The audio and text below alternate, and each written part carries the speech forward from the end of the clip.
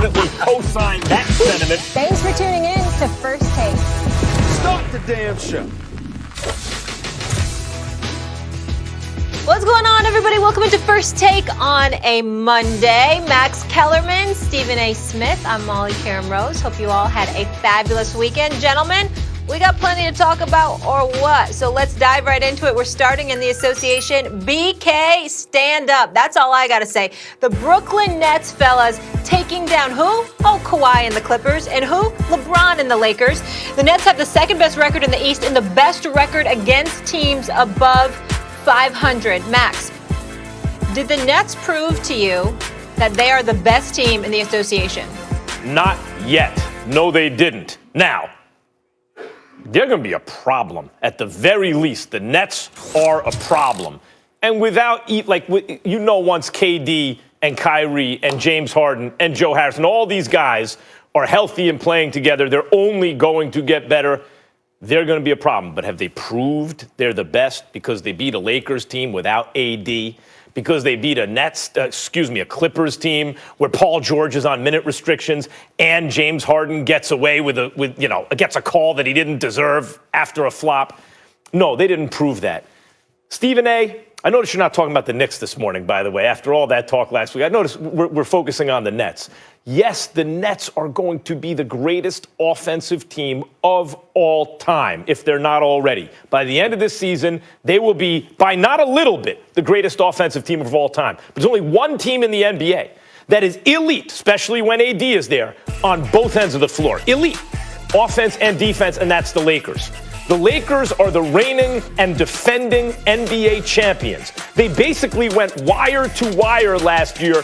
Gentlemen swept the West 4-1, 4-1, and didn't go even 7 games in the finals against a very plucky Heat team. That's this Lakers team. Did they get better or worse in the offseason? They got better. They got better in the offseason. The defending champions who never got extended last year's playoffs, who went wire to wire, got better in the offseason. Now, of course, all of this assumes AD's health. If AD is healthy, the Nets and the Lakers will be an epic finals. But I'm not ready to sit here today and say, yeah, it's the Nets. They should be favored. No, the defending champion Lakers, all roads to the championship go through the defending champion Lakers if AD is healthy. Well, again, if AD is healthy, that's the caveat there. But I don't believe he's going to be 100% for the rest of the season.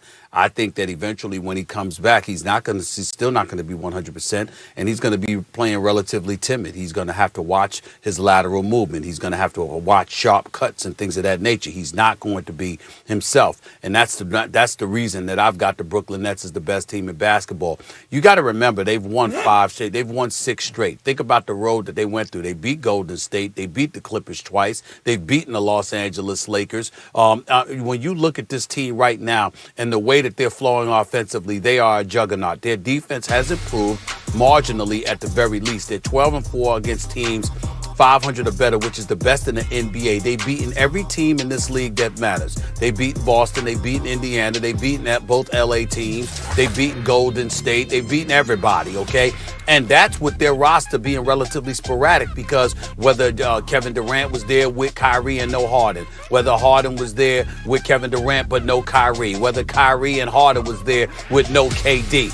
The 3 of them haven't played but a few games together. It doesn't matter. When you look at them right now, even if Kyrie was out, Harden and KD could potentially win you a championship. I don't think Harden and Kyrie could do to win you the chip, but I think they could get you out of the East potentially the way that they're playing basketball right now. Harden's level of unselfishness can't be applauded enough. And watching Kyrie last night, let me tell you something right now. Kyrie's the best show in basketball. I'm talking about in terms of box office attraction, walking through the turnstiles to see a show. The things that this brother does with a basketball is absolutely sensational. And the level of unselfishness that he is showcasing, he deserves a lot of credit for that. Now, in the fourth quarter, he only shot 2 of 9 yesterday, 0 of 4 from three-point range. So there was a little hero ball going on, and we understand that that's something that can happen if they're going to win the chip. But I'm looking at the shots that he has set up for other people. He's been absolutely sensational. And defensively, they have stepped up. And again, the unselfishness with him and Harden getting the Joe Harrises, the Jeff Greens, the TLCs, and others involved, the Bruce Browns. I mean, they are distributing the basketball offensively in terms of Nash with Mike D'Antoni. We've seen a positive impact. There isn't a better team in basketball. And by the way, the one game they had against Utah this year, it beat Utah by 34. I'm just telling you right now, these brothers look absolutely positively special. And I don't see anybody outside of a healthy Lakers squad with Anthony Davis standing in their way. And he better be 100%, Well, or even that ain't going to be enough. Welcome to the Kyrie is the best show in basketball party. I've been saying he's the best show in basketball, but the difference is what you pointed out. They're winning. Kyrie has always been a great show. Even last year when things weren't great and you're like, well, at least Kyrie is putting on a show early. That's not true. What's that? No, it was inconsistency, and Max, you're living proof of it because you spent more time, and Molly is an eyewitness to this. You spent more time talking about what a disruptive force Kyrie was than what a showstopper That's why the more important thing. Look, the show is no doubt.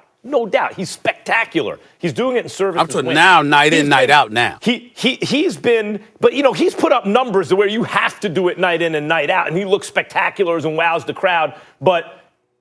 Really, teams have functioned worse too often with him. And the difference this year, and he's played on teams with good players, like once he left Cleveland, very good players.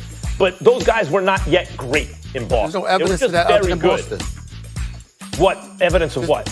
In terms of teams playing bad with him, the only evidence of that was Boston. No, Cleveland until LeBron showed up was one of the most losing franchise in the NBA. I understand he just got in the league. He was a rookie. He was the first 2 years of the league. That's okay. They were still one of the worst teams in the NBA. They got better each year he was there. And on Brooklyn, the team did not function better with him than without him, and they were not a great team. That's the reality of Kyrie Irving. It's not the reality anymore.